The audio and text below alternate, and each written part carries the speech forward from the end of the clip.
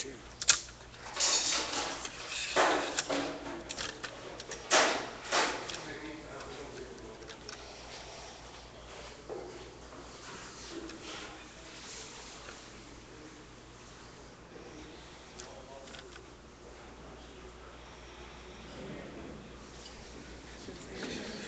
don't we stand so we can flag to the U.S. flag. I pledge allegiance to the flag of the United States of America, and to the republic for which it stands, one nation under God, indivisible, with liberty and justice for all. And to our beloved Texas. Honor the Texas flag. I pledge allegiance to thee, Texas, one state under God, one and indivisible. Amen. Thank you. You may be seated. We're going to go ahead with a different mic. We're going to go ahead and y'all continue eating, but while you're eating, we have a very, very long list of introductions. I will tell you that normally those that sponsor are about 1/3 of the group here, and tonight it's 2/3. So I will say with a guest like Senator Ted Cruz, it's very easy to get people to come show up at a dinner. So Senator, thank you so much.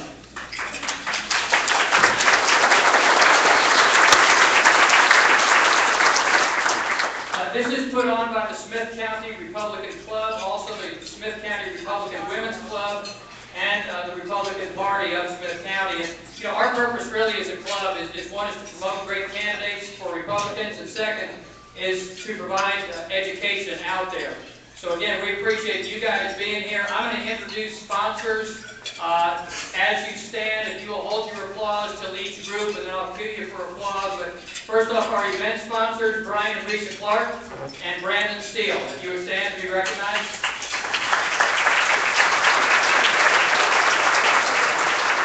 Our gold sponsors, David and Sharon Emmert, Drs. Tom and Margarita de la Garza Graham, Russell Lindsay, Linebarger, Goggin, Blair, and Sampson, Jim Lambeth, Jamal Mohair, and Jeff Worthen. Jeff couldn't be with us tonight. Those that are here, if you would stand, be recognized.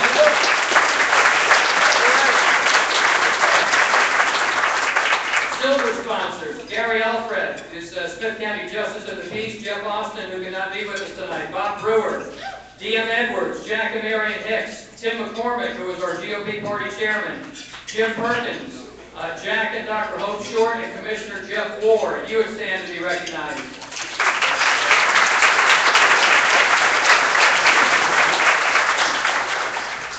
Bronze sponsors, Rocky and Terry Gill, Diane Heindel, State Rep Brian Hughes, District Judge Christy Kennedy, Suzanne Mitchell, Skip and Stephanie Ogle, Dr. Stephen and Diane Rizak, District Judge Jack Steen, Dennis and Carolyn Taylor, and the hat lady, Connie Ware.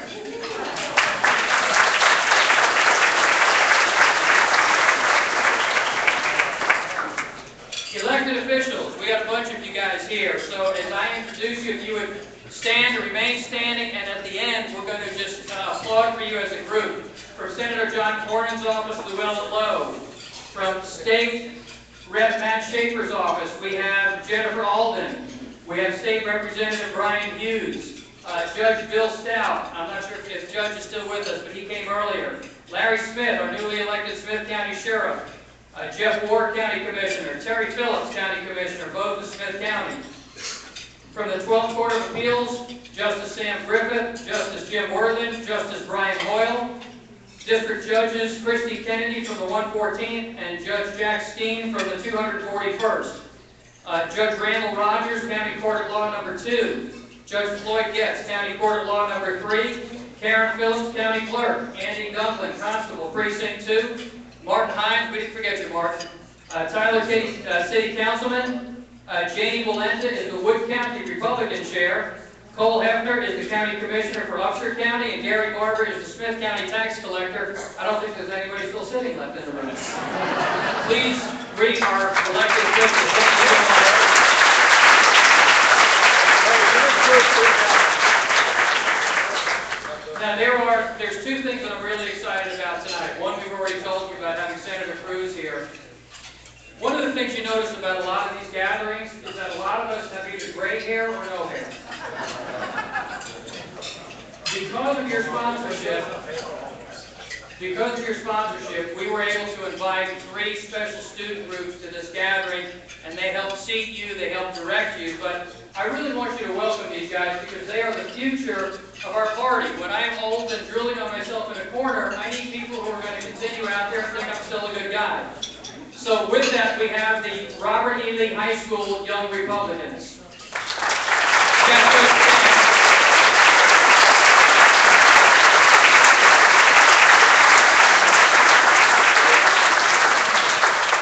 We have the UT Tyler Constitutional Conservatives.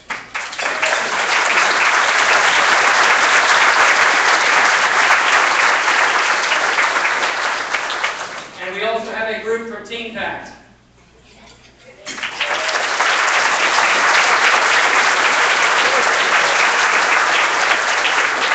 So as best I counted, Senator, I think there's another 20 votes coming for you.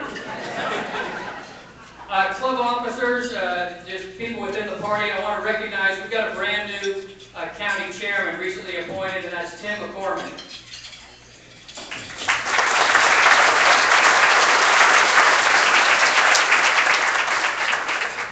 Our Smith County Republican Club, our first vice president is Dr. Jeffrey Owens. Tom Drashel is our secretary. Hank Herring is our treasurer, and David Pearson is our parliamentarian. You guys would stand.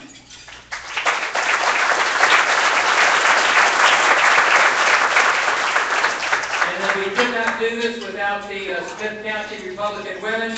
Karen Hughes, president. Molly Harrington, vice president. Suzanne Mitchell, secretary. And Carolyn Taylor, treasurer and PAC chair.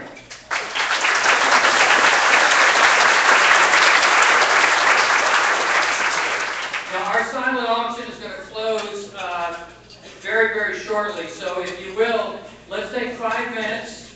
If there's anything you would like to bid on in the silent auction out there, or go find what your neighbor would bid and then outbid them by $5, that is perfectly acceptable.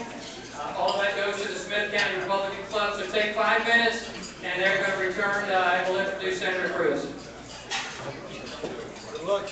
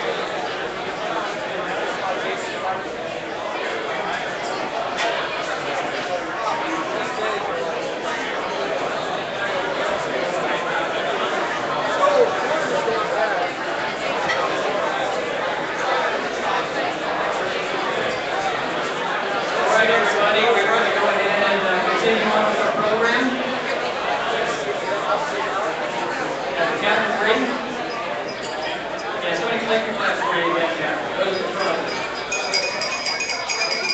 Thank you. We're going to go ahead and get started with the reason that everyone is here. And we'll go ahead and close off the silent auction. And we'll announce those winners tonight, as you will. You know, it's not normal.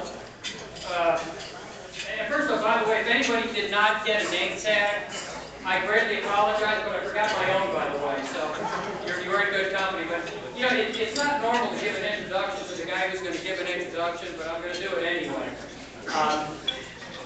You know, I first met Jason Wright at a Rotary Club dinner. I think it was 2005, 2004, somewhere around there.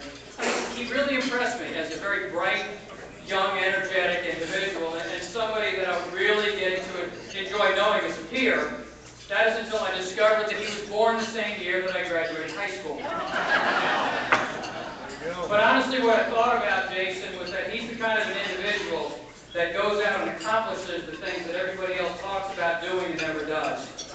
And he's proven to be true with that. And I'm glad that he's in this Tyler community. I'm glad he decided to move here. I'm glad he decided to work with Senator Cruz. And you know that I don't say this flippantly. I'm really glad you're my friend. So please come up and introduce your boss.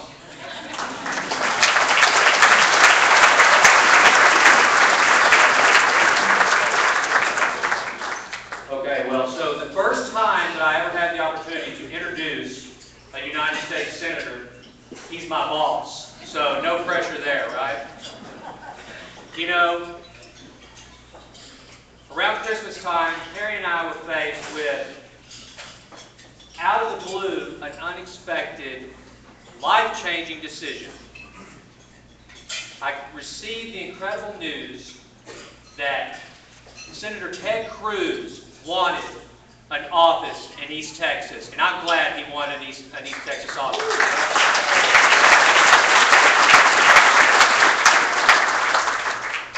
And then all of a sudden, there was another opportunity involved. I was asked if I would consider joining the staff of Senator Ted Cruz. Now, I have to tell you all, for me, this was not an easy decision, simply because of the time and dedication that I put in here. But after about 5 minutes of truly considering this and talking to Carrie, I said, sweetheart, we got an incredible opportunity. And yes, it is an honor to work for a United States Senator. But that's not what this was about. This was about joining Senator Ted Cruz in his work. Most of you know that I'm not just kissing up because the boss is here, because you've heard me say these things for the last 2 years, because I knew that Senator Ted Cruz was the right man for the job. Senator Cruz was raised by a political refugee who escaped to the United States of America with nothing but $100 in his underwear, sewn in, finds his way to Austin, Texas, works his way through the University of Texas, and then he has a son. And he raised Senator Cruz to love America, to value our principles, to value hard work. While other teenagers were out doing what teenagers do, Senator Cruz was memorizing the Constitution, word for word, and then would challenge you to debate it. He went on to Princeton, then to Harvard Law, and then eventually became a clerk to Judge William Rehnquist. But now here's one of the most important things of Senator Cruz's background. Senator Cruz became the Solicitor General of the state of Texas, and often people would ask me throughout the campaign, what is a Solicitor General? And I love describing it, especially as I'm speaking about Senator Cruz. As you all know, we Texans are pretty independent folks, and we cherish that greatest of documents that restrains our government and allows us as people to be free and exercise liberty and pursue happiness. Well, anytime you mess with a Texan, you're in trouble. You mess with the Constitution, you're really in trouble. And if you do mess with our constitutional rights, it was Senator Ted Cruz, the Solicitor General of Texas, that we sent to the Supreme Court to defend those rights, and he did it more prolifically than any Solicitor General in the state's history.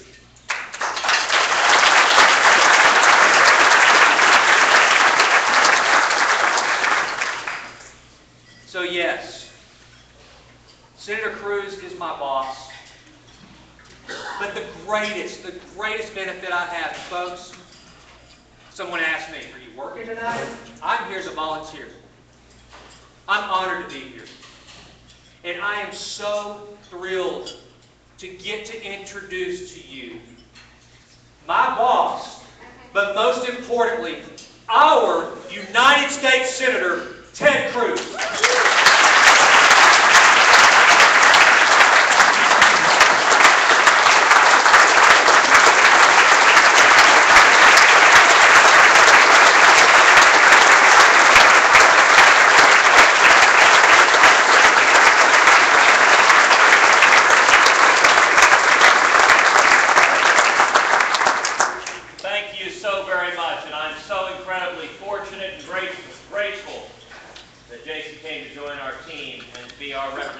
Here on the ground in Tyler every day. It is great to be back in East Texas with so many dear friends. The last 2.5 years, I was blessed to spend a lot of time up here in Tyler, up here all throughout East Texas. And as you all remember, when we started this campaign 2.5 years ago, there wasn't practically a soul on the planet who thought we had a prayer. When we started in January of 2011, I was at 2% in the poll. And the margin of error was 3%.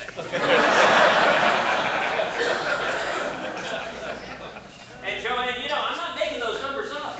That was our real polling, and we were crazy enough, we were excited to be at 2%. We went through a $50 million primary. Most expensive primary in the entire country. Had $35 million of attack ads run against us. Midway through, my wife Heidi was watching all the TV ads.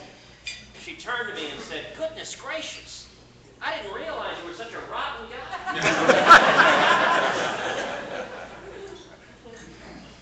And something incredible happened. We saw men and women all over the state of Texas come together, tens of thousands, pouring their heart into this campaign. We saw people like Margarita and Tom Graham, and recent Brian Clark, and Jason, and Joanne, and y'all know what a wilting wallflower Joanne is. And so many others just begin knocking on doors, begin making phone calls, getting on email, on Facebook, on Twitter, reaching out everywhere. Despite being outspent 3-1, we went from 2% to not just winning the primary, but winning by 14 points and then winning the general election by 60.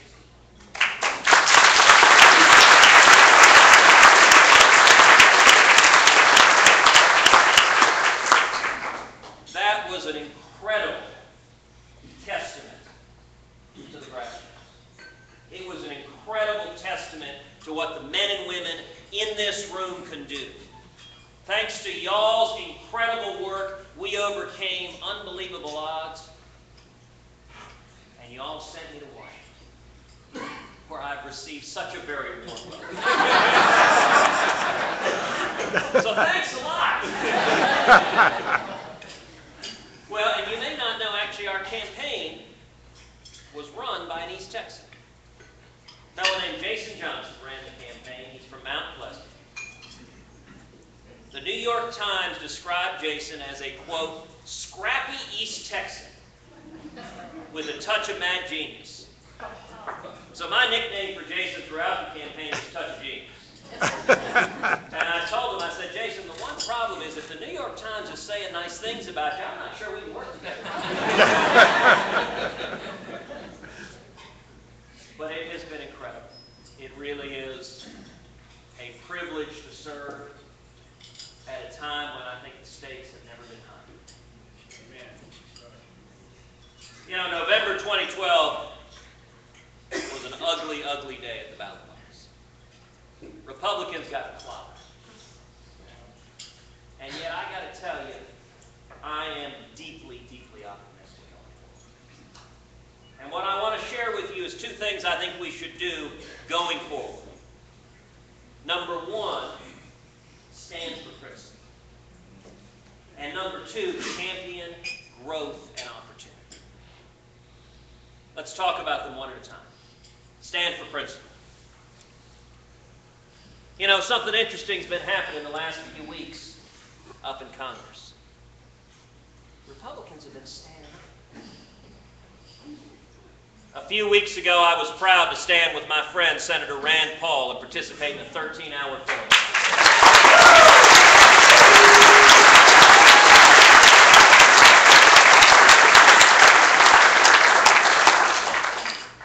Now, that morning began with Attorney General Eric Holder testifying before the Senate Judiciary Committee. And I took the opportunity to ask him, I said, General Holder, in your judgment, does the Constitution allow the United States government to use a drone to kill a U.S. citizen on U.S. soil if that individual doesn't pose an imminent threat? And his response to me was, well, I don't think it would be appropriate to do so. And I said, General Holder, you seem to have misunderstood my question. I'm not asking about propriety. I might note he was not there testifying as an etiquette columnist.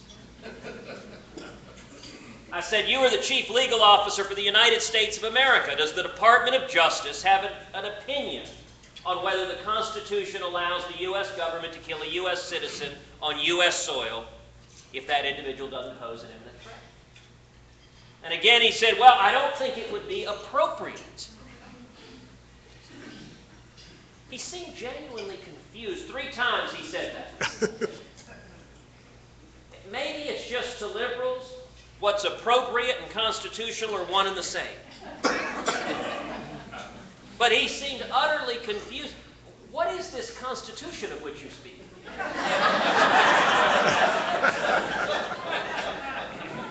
And I have to say that the sentiment that was expressed seemed to really be saying, don't you trust me? And you know what? If he had asked me that, I would have said, no, we don't trust you.